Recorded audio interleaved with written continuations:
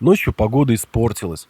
Утром было очень пасмурно, ветрено и холодно, так что идея встать на дневку на стоянке «Глубник» оказалась неплохой.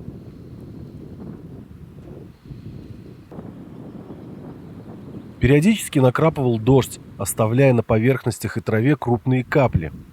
Вокруг палатки все было усыпано разнообразными цветами. Весна на Северном Урале подходит к концу, и со дня на день начнется жаркое, но очень короткое лето.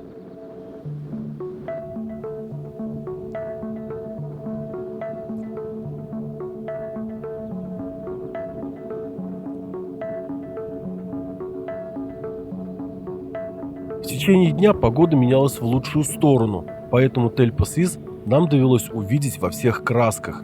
От сурового, затянутого свинцовыми тучами утром до ярко-алого на закате. Мне было жалко удалять эти кадры, и я решил их оставить. А пока они сменяют друг друга, расскажу немного о самой горе. Название Тель-Пас-Из переводится с языка коми как «гора гнезда ветров». Высота горы составляет 1617 метров над уровнем моря, и она таким образом является самой высокой на Северном Урале. Многие туристы хотят побывать на этой заветной вершине, но даже преодолев огромные расстояния и добравшись сюда, достичь ее не могут. Перепад высот от уровня воды в Щугаре до высшей точки составляет более 1400 метров. Расстояние, которое нужно преодолеть при восхождении по сухому ручью, около 8,5 километров, причем большая часть пути проходит по каменистым россыпям. Все эти факторы, вкупе с частой непогодой на горе и в ее окрестностях, сводят шансы на удачное восхождение чуть ли не к нулю. Особо настойчивые поднимаются в условиях плохой видимости, лишь бы побывать на вершине. Но в таком случае могут быть весьма неприятные последствия.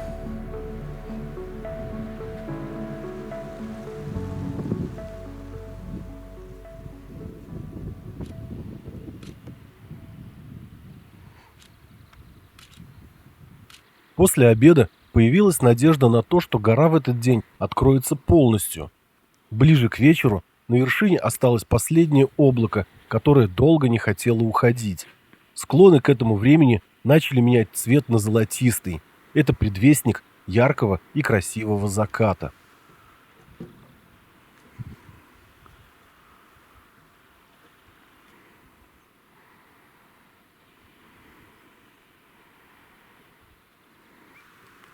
В какой-то момент мы заметили белую точку на воде.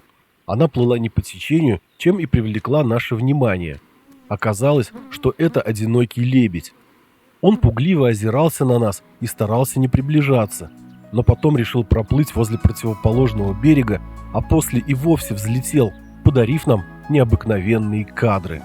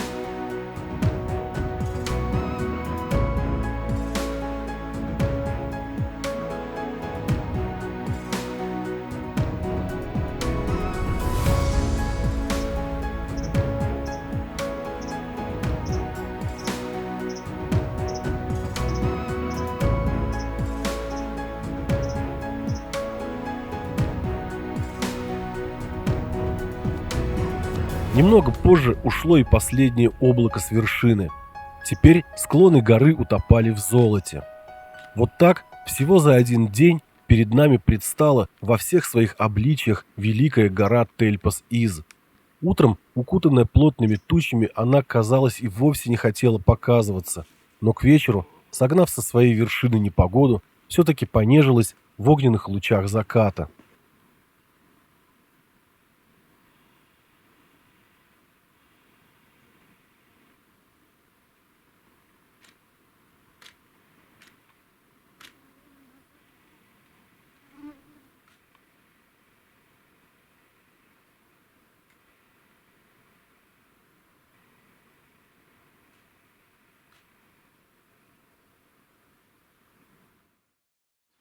На утро покидаем эту замечательную стоянку.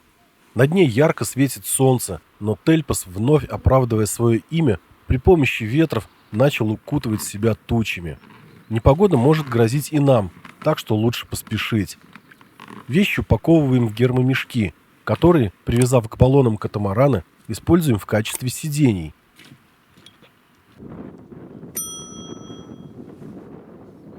Отчалив, уходим в левую, более широкую и глубокую протоку. Здесь прямо к Щугру примыкает болото. Это торф, болото в разрезе, соответственно, поэтому и течет все. Изредка торчат деревья, хорошо сохранившиеся, прямо из торфа. Торф известен своими асептическими свойствами, поэтому деревья и даже животные, попав в него, не гниют. Иногда встречаются крупные лоскуты торфа, оторванные бурной весенней водой или льдиной.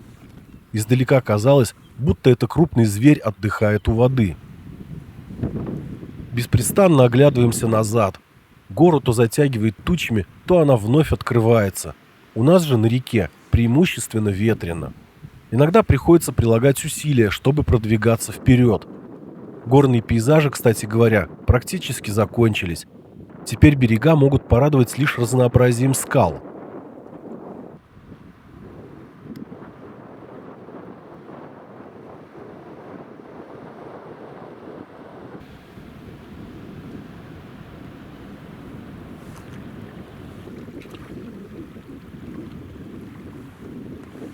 Помимо ошметков торфа встречаются и упавшие в воду деревья.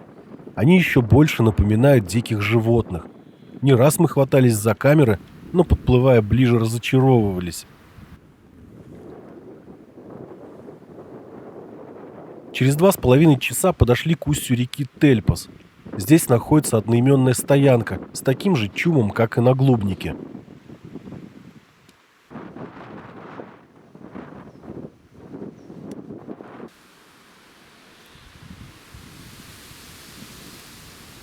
На этой стоянке мы впервые почувствовали, что на Щугр пришло лето.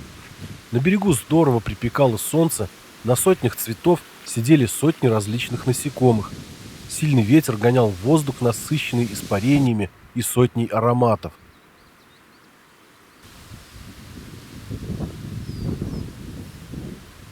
Пройдя буквально 2 километра, возле первого же острова встретили молодого лося. Двигались мы тихо. Ветер был встречным, и нас он не замечал.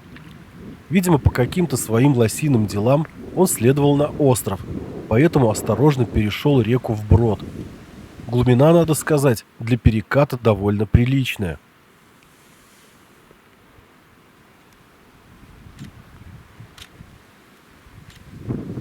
Когда лось уже был на острове, заметили, что он немного прихрамывает, а потом и он заметил нас и скрылся в деревьях. Еще через несколько километров мы подошли к настоящему чуду природы. Это остров Овинды. Кажется, будто огромный валун отвалился от скалы на берегу и лежит посреди реки. Так оно и есть на самом деле, и произошло это, судя по всему, очень давно. Овинды в переводе с языка коми означает остров Амбар, но по размерам его можно сравнить с одноэтажным домом. Встретить что-то подобное, если можно, то очень и очень редко, поэтому остров Овинды имеет статус объекта геологического наследия.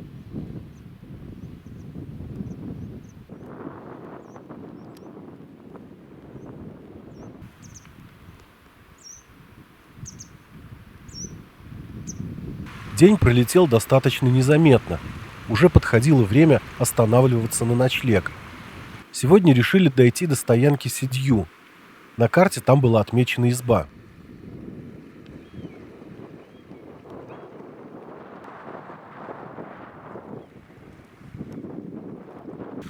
Здесь в Щугр впадает река Сидью.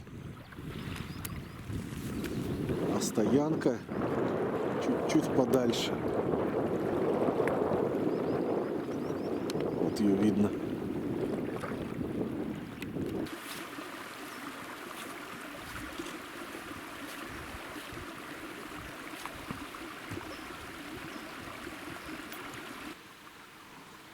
Стоянка Сидью заметно отличается от всех стоянок на Щугаре. Здесь стоит очень ухоженная и симпатичная изба. Имеется хозяйственная постройка, в которой хранится различный инвентарь.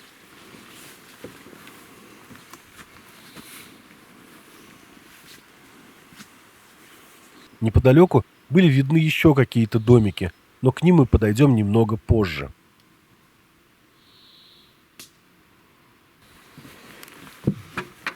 Опять тут изба, но здесь, судя по всему, обжитая. Живет, наверное, инспектор или что-то в этом роде.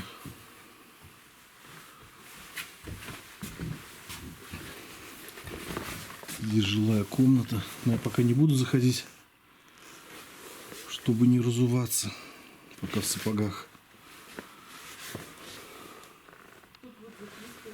Как мы выяснили немного позже, зимой здесь живут волонтеры, помогающие туристам-лыжникам на зимних маршрутах. Ребята на байдарках из Ижевска оставили здесь свою запись. На Тель-Пасис они, кстати, не поднялись из-за погодных условий. Гостевая книга. Пару раз вечером начинался дождь. Один раз пока мы плыли, один раз уже когда мы сидели в домике. Сейчас закончился и решил пройти посмотреть постройку. Здесь вот ручей протекает неподалеку совсем. Эту постройку я хочу посмотреть. Возможно, это баня, и это было бы неплохо.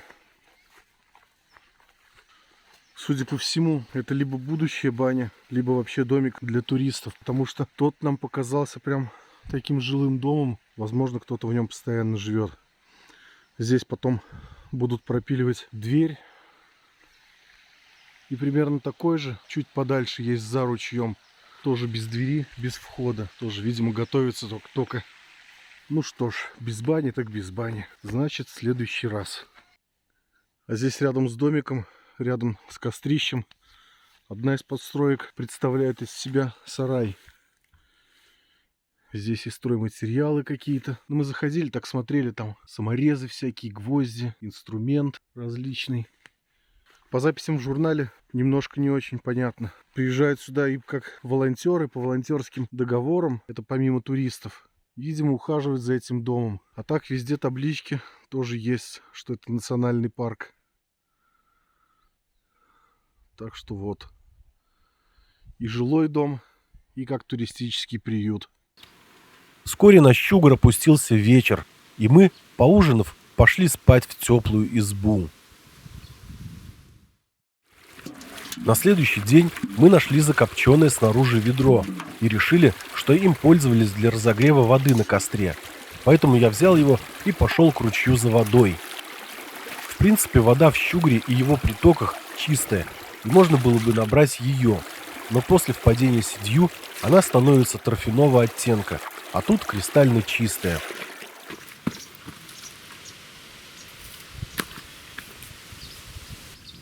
Поскольку бани на этой стоянке не оказалось, мы решили помыться, поливая себя из ковшика водой, нагретой на костре в ведре. Пользуясь случаем, решили отдохнуть в этом уютном и красивом месте. Здесь мы одни, вокруг потрясающая природа, красота. Грех не устроить дневку.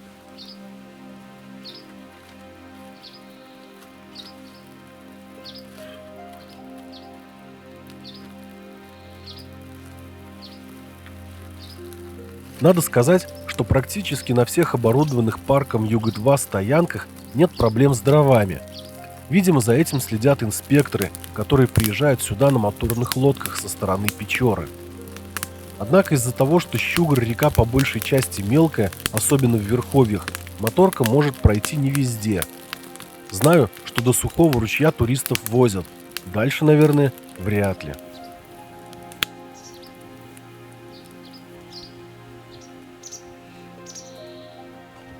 Вечером, когда мы отдыхали в избе, за окном послышался звук мотора. Поначалу мы решили, что это приехал инспектор национального парка, но вскоре послышались детские голоса, и стало понятно, что нас нагнали нижегородцы. Всей своей многочисленной толпой они оккупировали стоянку и начали поиски мест под палатки. но земля везде была неровной и поросшей густой высокой травой. Поэтому они попросили положить детей в избе вместе с нами. Места там хватает. А взрослые оборудовали себе спальные места в сенях. Детям постелили надувные коврики, которые оказались весьма шумными. Пока все укладывались, напустили комаров в избу, и ночью стоял ужасно громкий шорох из-за ворочающихся детей. Поспать практически не получилось, поэтому рано-рано утром мы собрали вещи и поспешили уплыть. Несмотря на наличие мотора, идут нижегородцы не очень быстро, поэтому мы настроились на то, чтобы больше не пересекаться с ними, потому что провести еще одну бессонную ночь очень не хотелось. Отправляемся в путь. Погода сегодня ясная, тепло, я бы даже сказал жарко. Похоже, сюда пришло лето, потому что до этого без куртки на катамаран садиться было нельзя. Сразу же было холодно и продувало. Надеюсь, такая погода продержится до конца нашего сплава. Кстати говоря, рыбалка на Щугаре запрещена, поскольку река находится в национальном парке. Но туристов из Нижнего Новгорода этот запрет почему-то не смущал, и они, не скрывая этого, рыбачили. В самом конце нашего маршрута, когда мы общались с инспекторами, узнали, что один из них, проезжая на моторной лодке, увидел снасти нижегородцев. Вероятно, штрафа они не избежали, но продолжение этой истории я, к сожалению, не знаю.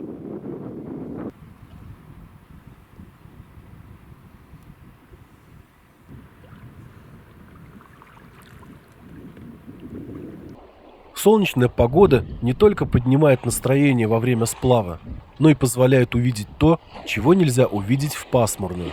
Например, каменистое дно или небольшие стайки рыб, разлетающиеся в разные стороны от катамарана. А вдалеке за нашей спиной все еще можно было увидеть гору Тель-Пасиз.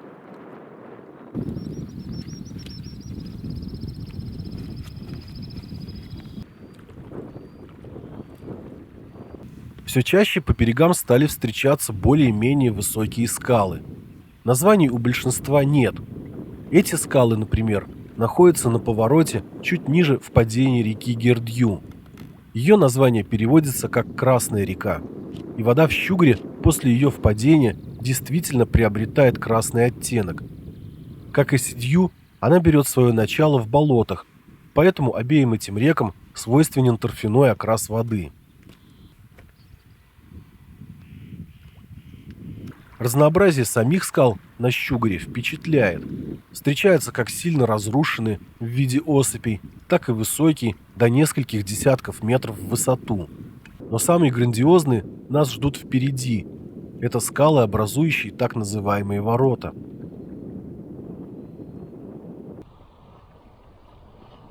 Там мелко. Давай левее бери. Сейчас в это трудно поверить, но раньше в этих местах было не так безлюдно. Во второй половине XIX века российский предприниматель и исследователь Сибири Александр Михайлович Сибиряков обустроил здесь путь, соединивший бассейны Печоры и Оби. Этот путь был назван в честь него Сибиряковским трактом. Однако известно, что и ранее этой дорогой пользовались, чтобы попасть за Урал. Ходили только зимой, когда замерзали реки и болота. Просека в 6 метров шириной, протоптанная тысячей оленей, протянулась на 180 километров и была оборудована гатями и 5 станциями для отдыха ямщиков. Из Сибири по Сибиряковскому тракту везли хлеб, пушнину, кожу, кедровые орехи. Из Печорского края вывозилась семга, точильный камень и оленья шерсть. Позже, с появлением железной дороги, Сибиряковский тракт перестал быть рентабельным и был заброшен. При впадении ручья Пристань-Шор по правому берегу протянулась невысокая скала. Здесь находится объект геологического наследия Пристань-Шорский. Это единственный на западном склоне Урала разрез доломитов нижнедевонского возраста. В разрезе встречаются остатки ископаемой фауны. Само название Пристань-Шор дано ручью не просто так. Ранее на Щугаре рядом с Сибиряковским трактом работала пристань, а также на реке стояло несколько деревень. Вскоре показались постройки стоянки «Малый поток». а рядом одинокий лебедь, возможно, даже тот, что был возле стоянки Глубник.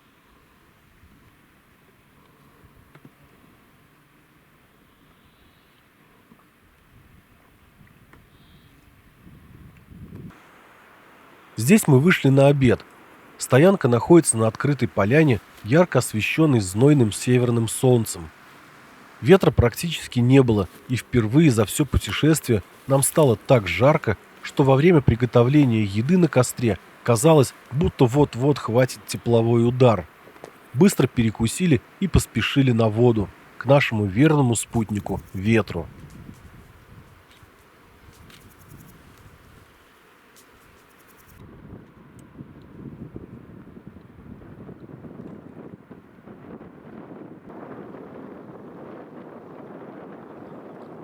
Как известно, лето на севере – это не только жаркое солнце, но и большое количество насекомых. Спасаться от пекла и полчищ кровопийц на реке любят северные олени, и нам довелось повстречаться с одним таким бедолагой.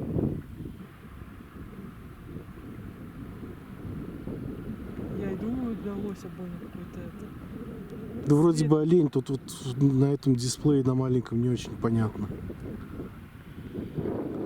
Остановился, что-то там в траве ищет.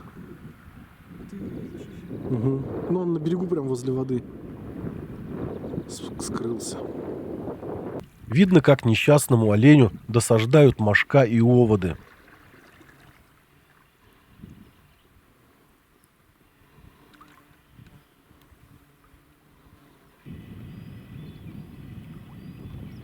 Ниже впадения малого потока можно наблюдать то разнообразие скал, о котором я говорил. Иногда они тянутся по обоим берегам, и создается впечатление, будто река оказалась заключена в каменный каньон.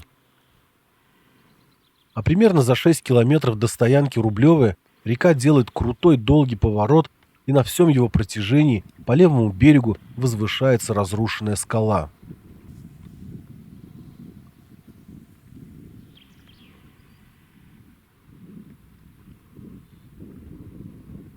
Сразу за поворотом течение ускоряется, а на горизонте показываются последние горы.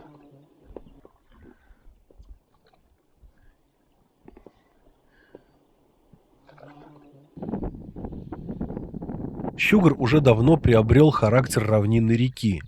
Днем лишь был виден далекий Тельпас-Из позади нас. Остальные же горы скрылись за высокими елками и с воды не видны. Сейчас же перед нами открылся вид на небольшой хребет с мрачным названием «Мертвая Парма». Но вечернее солнце так красиво освещало его и все вокруг нас, и настроение было таким умиротворенным, что о чем-то мрачном не было и мыслей.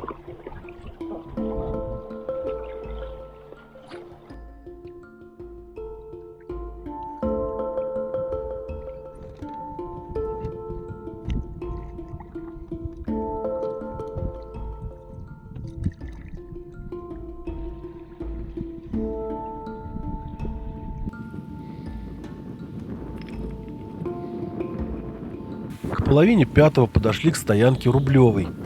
В первую очередь наше внимание привлекла табличка с надписью «Кедр 500 лет», и мы отправились посмотреть на старика-гиганта. В прошлые века на Щугре велась добыча кедрового ореха, но происходило это совершенно варварским способом. Чтобы добыть шишки, деревья попросту срубали.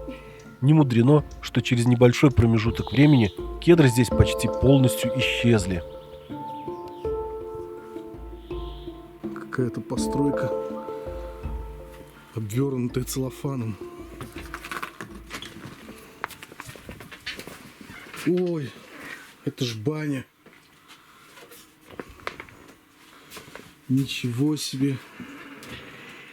Кто бы знал. Вчера мылись, грели в ведре. А здесь прям самая настоящая баня.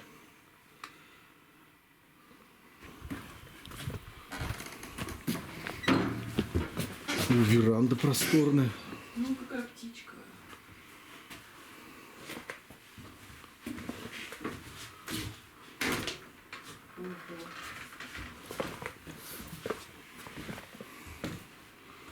Ну тут вообще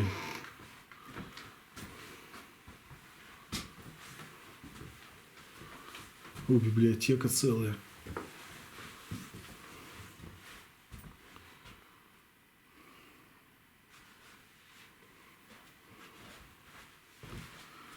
Хорошо здесь.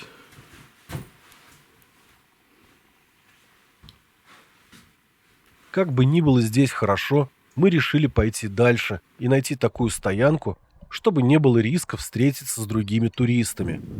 К вечеру уже сказывалась бессонная ночь, проведенная на Сидью, и мы порядком устали.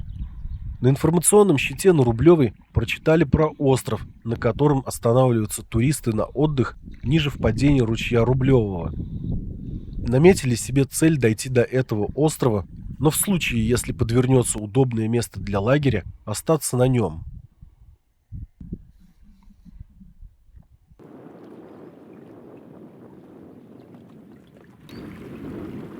Примерно через 5-6 километров после Рублевой в русле Щугра есть остров, судя по описанию, которое дано на стоянке. На нем любят останавливаться туристы на отдых.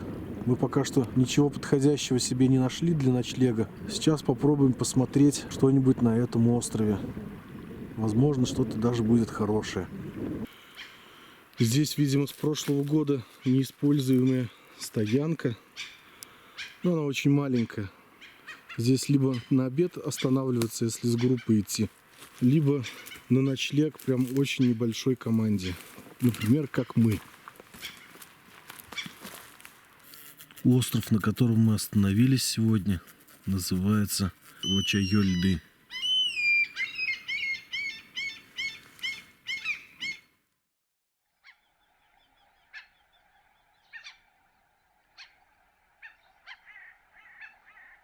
Половина 10 утра мы покидаем остров.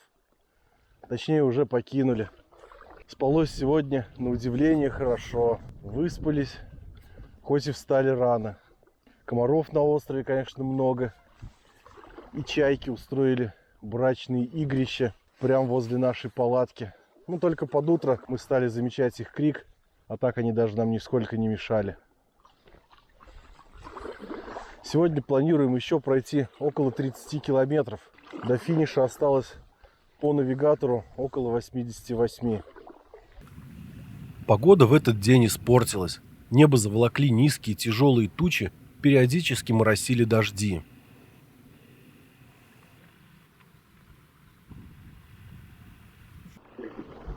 Первый раз за все время нашего сплава встречное движение. Возможно, инспектора, а может быть, туристы. Что-то как будто на нас рулит. Не знаю.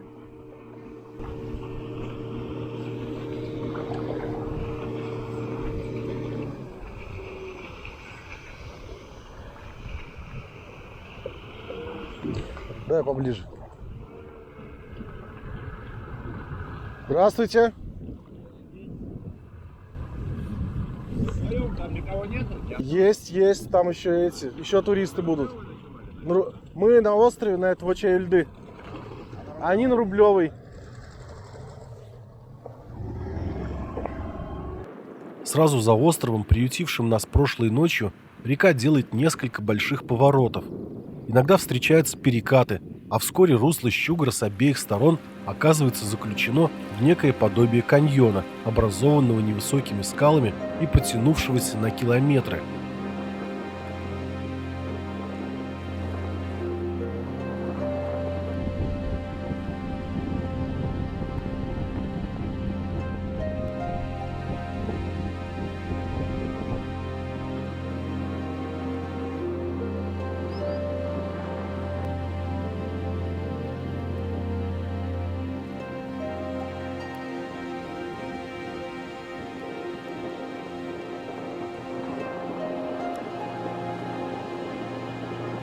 К полудню погода окончательно испортилась. Через 1,5 километра уже должны показаться ворота верхние. Но тут поднялась такая изморозь, как туман. Очень плохая видимость. Хотим ворота поснимать получше, чтобы видимость была. Так что вышли на берег немножко переждать. Здесь мы обратили внимание на разрушенный скалистый берег. Он очень напоминал берега другой Уральской реки – Сылвы, на которой мы находили остатки ископаемых растений. Решили, что тут тоже можно найти что-то подобное, и оказались правы. Практически каждый камень содержал обуглившиеся остатки древних растений. Не получилось у нас переждать изморозь, она только сильнее стала идти, усилилась. Так что мы решили идти как есть, поснимаем ворота при такой погоде, делать нечего. Верхние ворота Щугра показались, как только мы отплыли. По правому берегу здесь протянулась массивная скала, покрытая тайгой. Левый берег, однако, пологий. В отличие от средних и нижних ворот, у верхних левая створка находится чуть ниже по течению, примерно в 400 метрах от правой. Скала правого берега разрезана ручьем Вельдер-Кырта-Йоль, на котором есть живописный водопад. Сейчас заплыли между скалами. Здесь впадает ручей Велдер-Кырта-Йоль. И где-то там повыше, по его течению, должен быть одноименный водопад.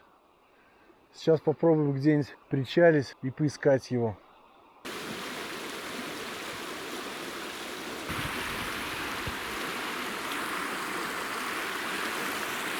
Здесь такой небольшой каньон и тропинка по левому берегу ручья. Самый настоящий каньон. Вот это да, вот это обалдеть. Прям как чертов палец какой-то.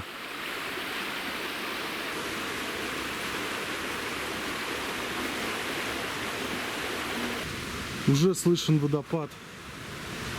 Видимо, последние метры тропы такие достаточно опасные. Так, вот дальше тропа идет. И слева вот шумит он. А это сзади чертов палец. Сам водопад состоит из нескольких каскадов и считается одним из крупнейших на Северном Урале. Однако безопасно можно посмотреть только нижний каскад, тем более сейчас, после дождя, когда все вокруг мокрое и скользкое. В интернете все же можно найти фото смельчаков, на которых виден второй каскад, но известны и трагические случаи при попытках сделать подобные фотографии. От сильного впечатления от такого места мы проголодались и решили остановиться прямо напротив верхних ворот. Есть здесь такая стоянка. Сейчас перекусим.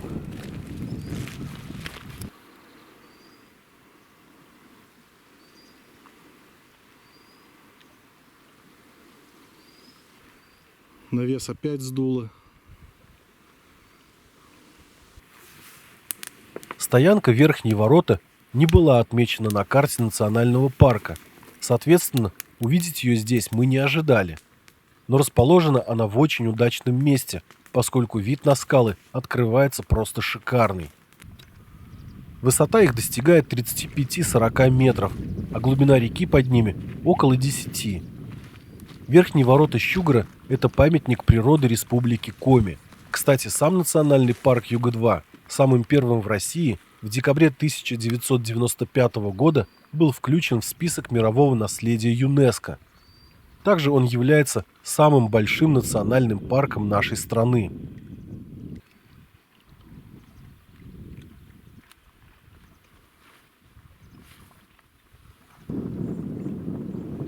После обеда дождь как будто прекратился, но тучи все еще висели достаточно низко.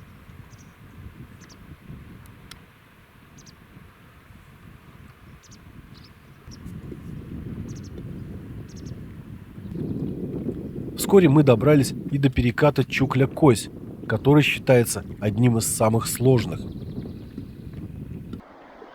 Перекат через 3 километра после верхних ворот. Написано было какой-то там один из самых опасных.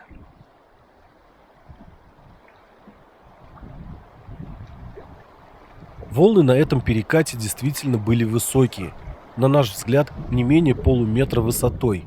Причем они достаточно хаотично поднимались и спереди, и по бокам, поэтому катамаран сильно кидало в разные стороны.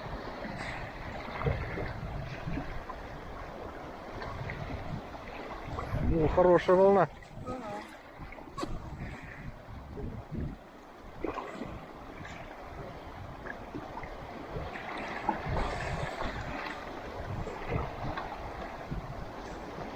Там вон камень, по-моему, давай правее чуть-чуть.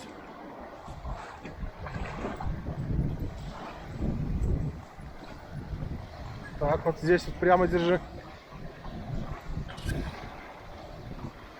Греби! Все.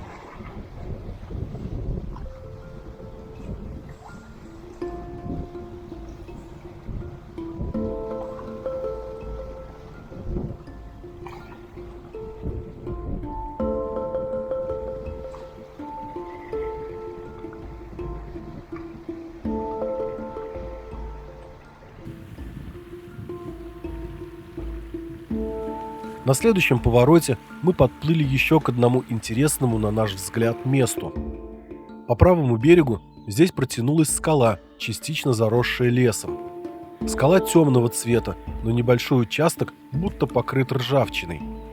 Приглядевшись, поняли, что по ней стекает вода, видимо, богатая железом, и создает такой необычный контраст.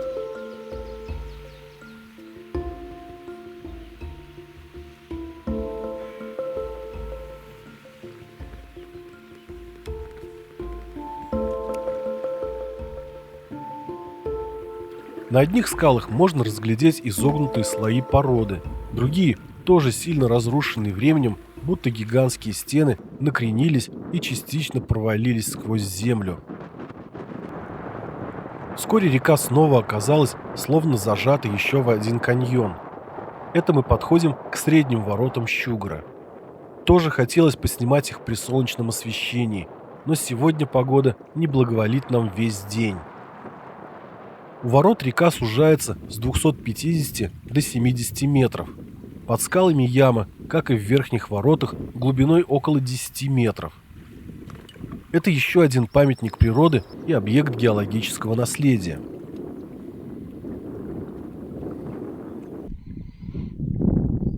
У скалы отрицательный уклон, и она в прямом смысле нависает над головами.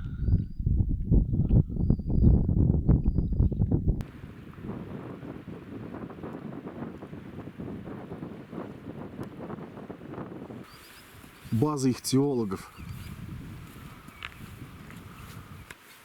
Это еще одна официальная стоянка с избой и баней. В 1975 году здесь был построен стационар Института биологии Республики Коми, проводивший ихтиологические и гидрологические исследования. Здесь прям хорошая такая изба.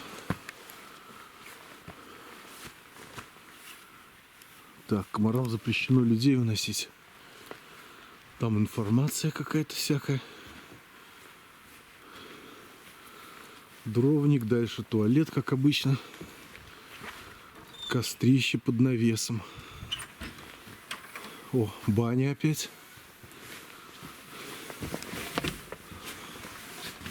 Бани чаще стали встречаться, да? Ого. Кухня.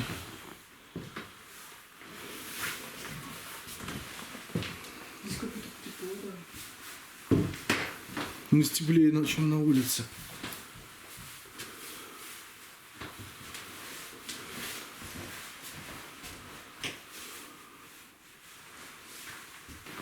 Возле кострища даже точильный камень есть.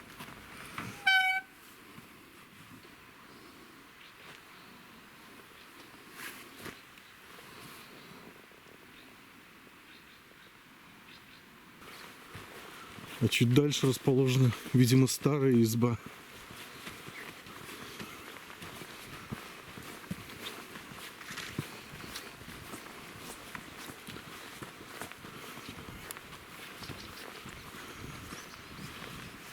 Тоже оборудовано все было.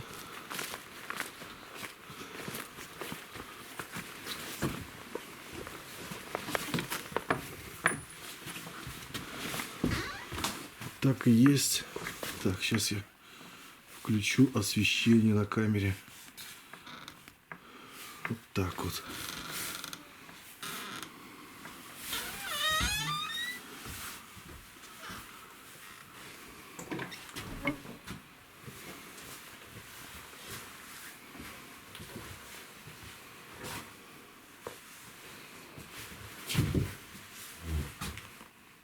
Ну здесь сыростью пахнет.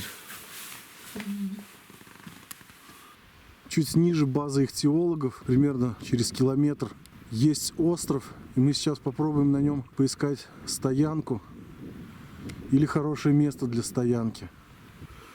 На острове очень густой лес оказался. Поставить палатку просто было негде. Поэтому мы проплыли дальше, посмотрели по карте. Уже совсем немного остается до впадения реки Большой Поток или Паток. А там и до избы совхозной, до стоянки.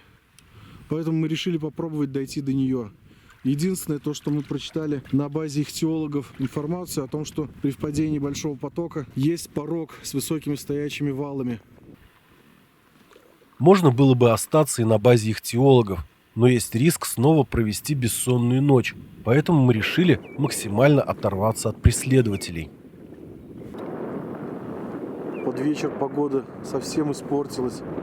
Пасмурное небо, достаточно так темновато. Хоть и не темнеет тут сейчас в это время. В устье Большого Потока, точнее в русле Щугра, прямо напротив устья Большого Потока, находится два острова. Один вот такая вот шапочка, хорошо виден, а второй немножко за поворотом. Погода сегодня весь день ужасная. Еще дождь моросил днем. Сейчас вроде бы просто пасмурно, но какая-то дымка спереди. Для съемок, конечно, не самый удачный день. Да и так все выглядит немного удручающе.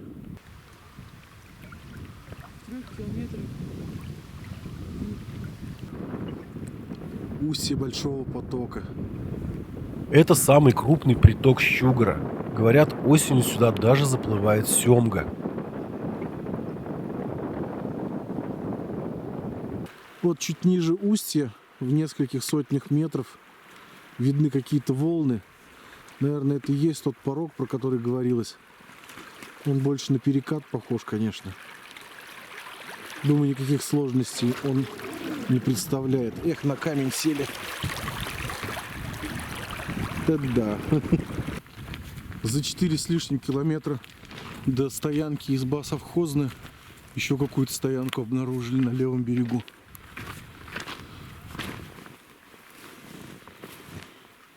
Какая-то старая или заброшенная. Или исключить хотят. Непонятно. За стоянкой в лесу развалины. А может быть, здесь и была так называемая изба совхозная. А стоянку, наверное, сделали пониже и назвали в честь нее. Нужно будет потом посмотреть об этом информацию.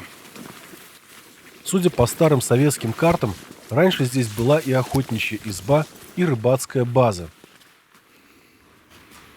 Но мы здесь точно не будем останавливаться. Поплывем дальше. К 8:30 наконец доплыли до стоянки изба совхозная. Но сегодня я, наверное, уже ничего не буду снимать. Будем готовить, отдыхать. Завтра все покажу, всю делянку. Вечером немного осмотрели территорию и выяснили, что практически сразу за избой начинается болото, так что комаров тут очень много. Вика убегает от комаров.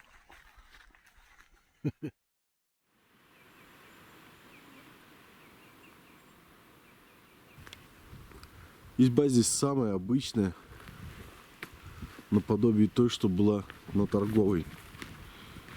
Больше ничего в принципе нету, ни бани, никаких других хозпостроек. Вот кострище, дровник и подальше там туалет в лесу. Внутри Лежанка, нары, палате, как удобнее кому. Палатку мы внутри поставили, чтобы спать. Потому что здесь за избой сразу начинается болото. И комаров здесь просто тьма. Вот, может быть, сейчас видно. И гул стоит. Так что мы решили поставить палатку, чтобы спать спокойно, не отмахиваясь, без сеток, без всяких. В принципе, выспались хорошо. Но это самая комариная, наверное, стоянка за все время нашего сплава по Щугору. Около 10 часов утра встаем на воду. Спешить некуда. Впереди 2 коротких перехода, примерно по 23 километра каждый. Растянем их на 2 дня. Скал по берегам встречается все меньше, да и в целом характер реки уже поменялся. Она стала заметно шире, в русле снова появились большие острова. В первом часу дня подошли к стоянке Мича-Бичевник. Стоянка Мича-Бичевник находится в конце острова одноименного на правом берегу реки. Зачитаю информацию с одного из информационных щитов. Здесь, напротив острова, когда-то стояла деревня Мича-Бичевник. В окрестностях деревни была найдена стоянка первобытного человека. Деревня Мича-Бичевник образовалась примерно в конце XIX века. После 1896 года в деревне насчитывалось около десятка дворов. Жители деревни занимались охотой и рыболовством, выращивали ячмень, овощи. После войны был создан колхоз «Красный рыбак», и название говорит само за себя. Заготавливали семгу и переправляли в бочках в Печору. В деревне были жилые дома, бани, ледники. Своих местных для заготовки рыбы не хватало, поэтому присылали людей с Печоры. Рыбы было очень много. Мы с Викой принялись изучать все постройки, коих тут стоит несколько, и начали с бани. По пути к другому домику встретили шикарную красавицу Ель, которая назначена хранительницей Мича-Бичевника. Сейчас ей должно быть уже более 80 лет, потому что табличка с указанием возраста в 76 лет висит, похоже, не 1 год.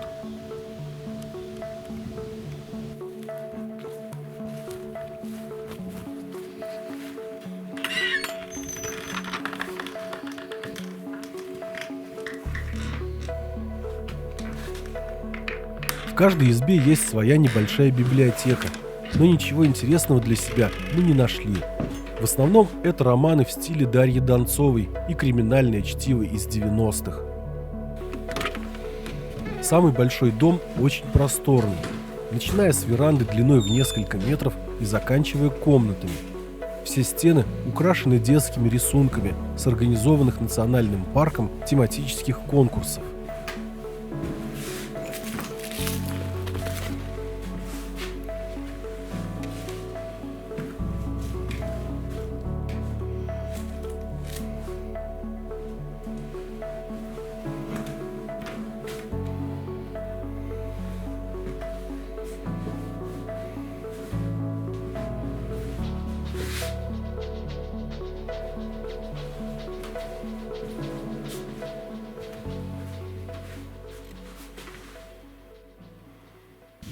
На костре на свежем воздухе мы приготовили себе обед, но долго рассиживать не стали. На жаре нас начали атаковать оводы и мошки. Ветер налетает лишь короткими порывами. Зато на воде он практически постоянный, и можно плыть хоть в футболке, если не боишься обгореть на солнце.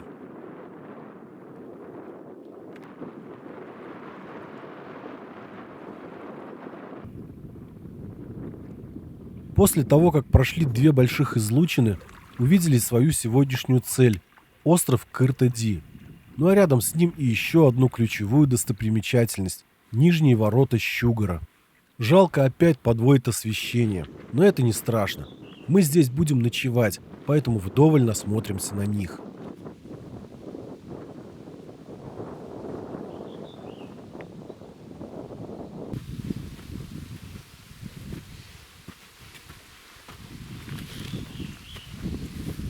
На острове есть небольшая и очень уютная стоянка.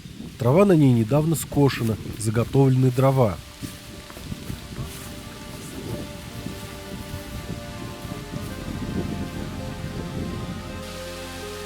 Сам остров достаточно высокий, и виды с него открываются соответствующие. Разбив лагерь, мы отправились их снимать. К вечеру наладилась и погода, облачность постепенно стала отступать. Чтобы как можно больше проникнуться этой красотой и при этом не быть съеденными комарами, мы развели костер и сидели у него до самого заката, вспоминая почти завершившийся сплав. Высокие гористые берега в верховьях Щугара, день, проведенный напротив горы Тель-Пас-Из, пороги, сильные ветры и дикие животные, невероятной красоты водопад и скалы. Все это надолго останется в нашей памяти, но уже сейчас немного грустно от того, что путешествие подходит к концу.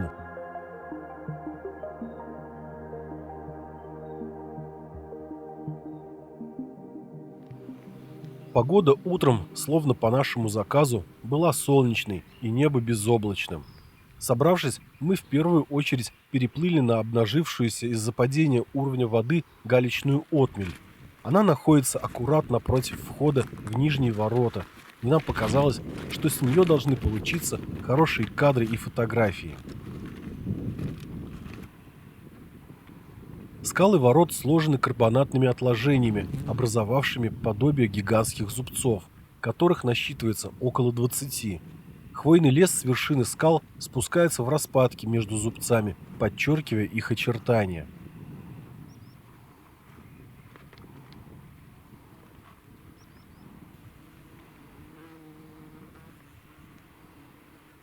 Сделав множество фотографий, мы отправились в путь, но, приблизившись к скалам, еще больше восхитились ими. Такого необычного и красивого места я еще никогда не видел. Здесь вот заканчивается остров Кыртыди, и сразу за протокой начинается отвесная стена скал.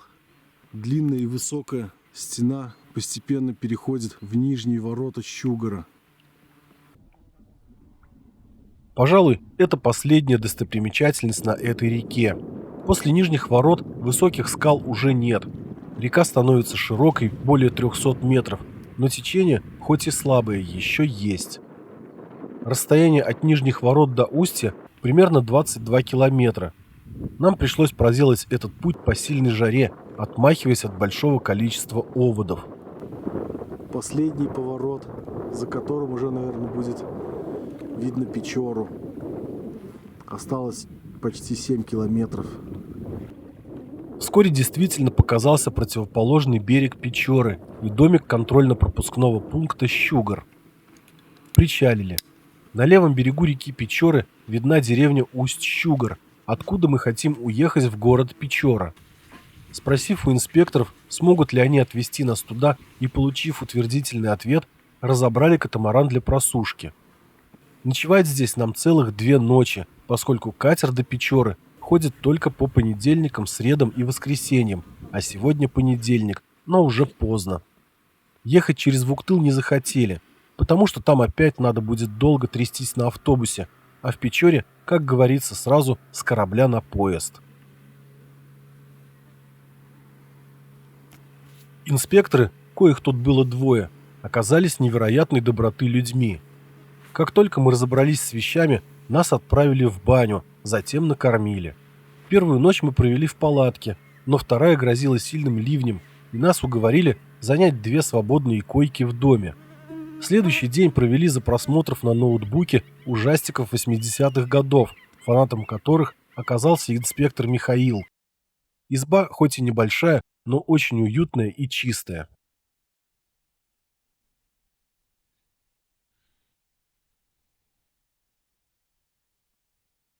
Проснувшись в среду рано утром, были неприятно удивлены густым туманом, опустившимся на окрестности.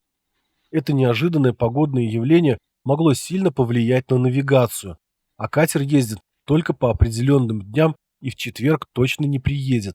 Может получиться так, что ждать придется до пятницы. К половине 9 туман начал немного рассеиваться, и мы не спеша направились в Усть-Щугар. Там на берегу начинал собираться народ из встречающих, провожающих и тех, кто собирался уехать на катере, включая нас.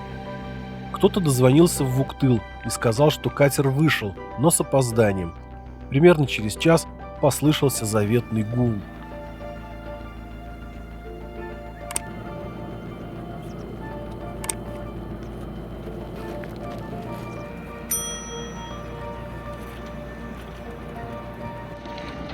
Катер на этом отрезке Печоры чуть ли не единственный транспорт для жителей деревень и поселков, соединяющий их с большой землей. Берега реки сильно заболочены, и дорог в привычном понимании здесь нет. Лишь с наступлением морозов, когда вода покрывается льдом, начинают работать зимники, по которым можно передвигаться на колесном транспорте. От Усть-Щугара катер идет больше 6 часов. За это время можно наблюдать, как меняется река и окружающие пейзажи. В русле появляются крупные острова, кое-где видны горы приполярного Урала. Ширина Печоры достигает километра и более. Было очень интересно под конец путешествия посмотреть еще и на эту великую северную реку. В городе Печора, перекусив в кафе, отправились на вокзал. Билеты на поезд заранее не покупали, купили за несколько часов до отправления. Поезд шел в ночь с уже привычной пересадкой в Кирове. Чуть более чем через сутки были дома. Друзья, если вам понравился фильм и вы еще не подписаны на мой канал, предлагаю подписаться. На этом все и до скорых встреч. Тёма, сел.